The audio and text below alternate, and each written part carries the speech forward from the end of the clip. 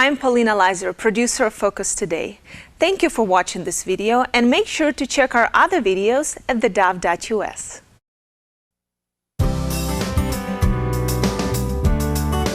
Welcome back to Focus Today, and what a delight and an honor to have back with us, and we do value her time. Liz Peek is back with us. She's a columnist for FoxNews.com and also for Fiscal Times, and we value her opinions greatly. Hi, Liz, good to see you. You're awake.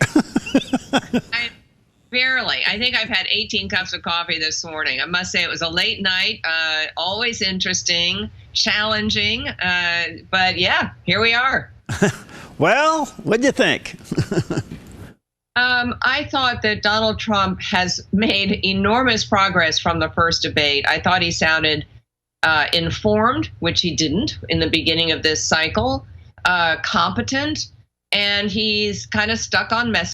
He, occasionally rose to the bait offered up by Hillary Clinton, but on the whole, he did okay. I thought there were two major issues that probably I would have liked to see him avoid, and a couple of issues where I'd like to have seen him go on the attack. I don't really think it was a great idea to suggest that he wouldn't support the election outcome. I think maybe I understand why he's doing that. I think there have been enough charges of bad behavior on the part of the Clinton camp and trying to change votes and interfere with the democratic process and so forth that Trump's followers probably feel between that and the media bias that's there for all to see, that, there's some hanky-panky going on, and Trump may have gone there to fire up his base. I think that's a possible explanation. If he thought about it ahead of time, maybe that was his strategy. I also don't think it was great for him to make, his snide asides get him into trouble. And calling Hillary Clinton a nasty woman, that was beneath him, and frankly, people know she's a nasty woman. All you have to do is read the accounts of Secret Service people attached to her detail and so forth to find out, and people who worked in the White House when the Clintons were there, to find out that she is not a very pleasant human being. But really, for Trump to go there didn't really work out very well, particularly since it is with women that he needs to make up ground and attract voters. And so the issues I wish he had spent more time on were things like education, where Hillary Clinton really doesn't have a leg to stand on. She's totally in bed with the teachers' unions, can't really talk about school reform because she will lose the support of groups that have given her tens of millions of dollars. Literally, the NEA has given her $14 million bucks. And I think he could have talked more about Obamacare, because, it's women at the end of the day who are paying a lot of the bills, managing their families' finances and so forth, and the shortcomings of Obamacare are pretty obvious to those people.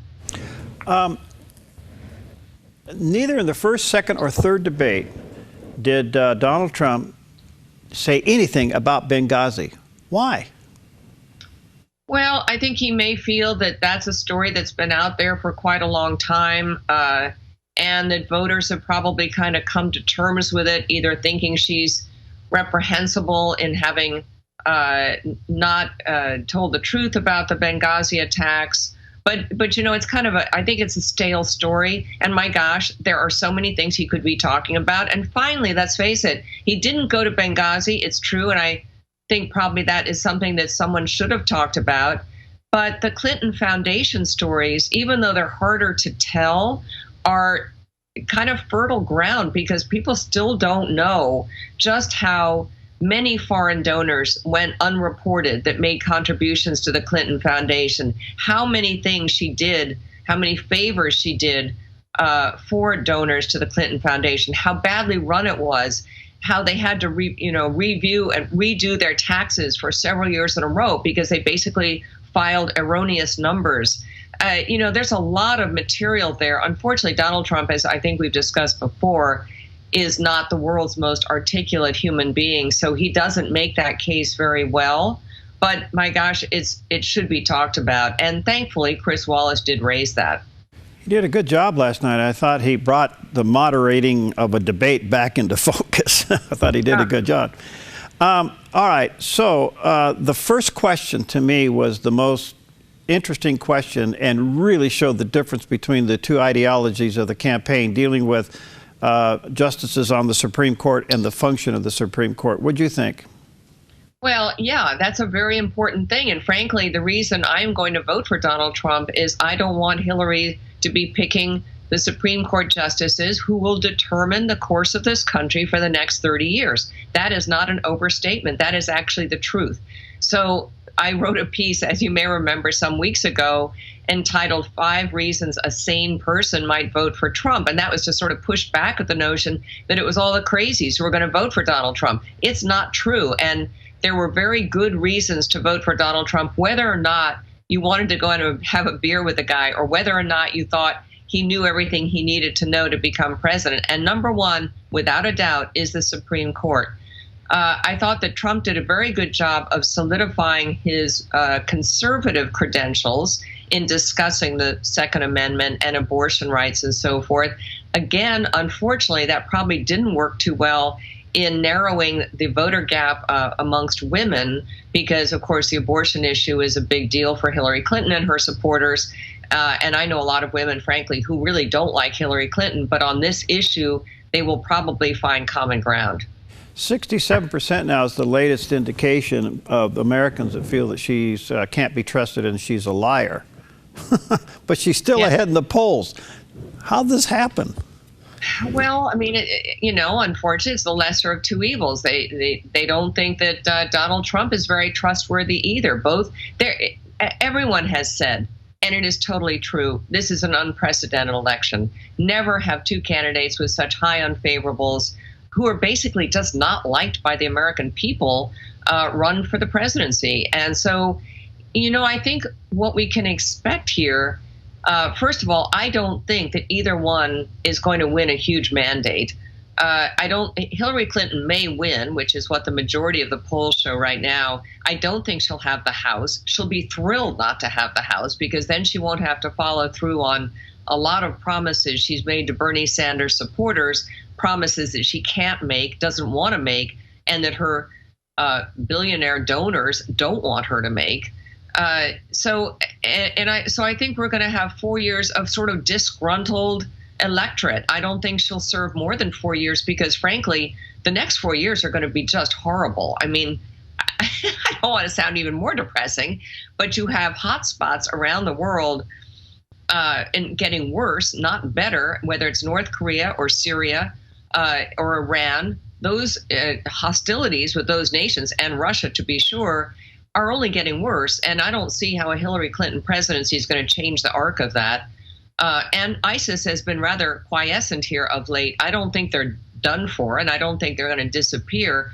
But on the economic front in this country, we have some real serious challenges. I mean, if interest rates start to go back up, our debt payments are going to explode, driving the deficit higher. It's already up significantly, as you know, this year versus last year, or I really should say last fiscal year versus the year prior. That's only going to go in one direction. And I think Obamacare is a mess. I mean, someone's going to have to deal with that.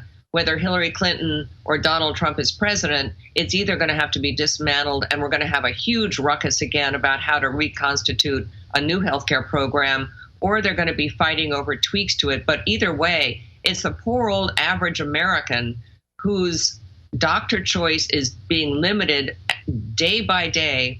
Premiums are going up, deductibles are going up, and it was finally figured out that Obamacare is not the panacea that their popular president continues to pretend that it is. All the controversy about emails and classification of emails and all the things that has become so obvious now that she has violated and, quite frankly, are criminal. She again last night gave us an indication she couldn't be trusted with classification or classified information by telling us that from the time the nuclear code is exercised is 4 minutes before something happens. I mean, isn't that enough to just set your head on fire? I wondered about that at the time. I don't know if that's secret information. Look, let's talk about the Russians. James Clapper this morning was talking about how the Russians, James Clapper has come out and said the Russians basically are behind the hacks of all these various emails. But then, the idea that Russia might actually challenge the United States in a more significant way is disregarded as complete bunk. you can't have it both ways, folks. I mean, either they're in control of an enormous cyber operation that is really threatening to the United States, or it isn't. And by the way, if they are, where's the Obama administration been? 8 years ago, he appointed a cyber czar. Remember the czarist era in the Obama administration? And that fellow, notably, in his first month in office, said there is no cyber war. We're not at war with there is no cyber threat. So that kind of gave you some inkling of how seriously they were taking it. But I would just challenge you, and I would challenge the Obama administration to figure out what the heck they've been doing about it all these years.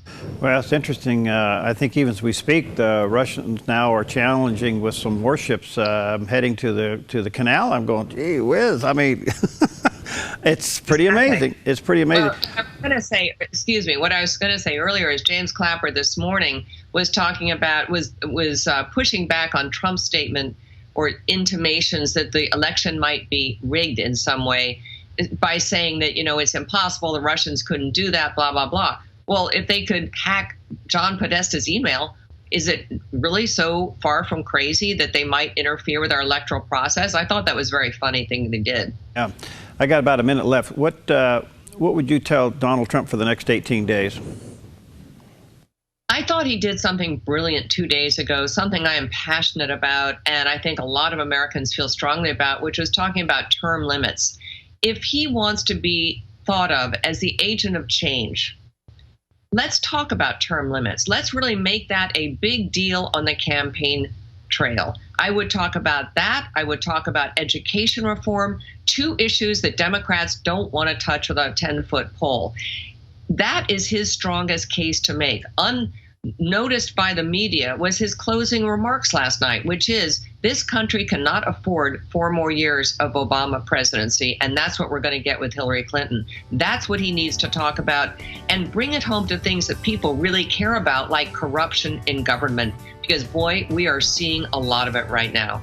Yeah, I think we're just staggered by the fact that one thing WikiLeaks has done is exposed the corruption all the way up and the compromise now of the FBI and the DOJ and all of those things. Liz, you're a delight. Thank you. Thanks for, good to see you awake. Yeah, I know. Fine. Thank you very much. All right, we'll talk to you again. And by the way, you can go to the foxnews.com and read her articles, fiscaltimes.com, and catch up with all of her articles and views. Again, thanks for joining us for Focus Today. We'll see you next time. My pleasure. Thank you.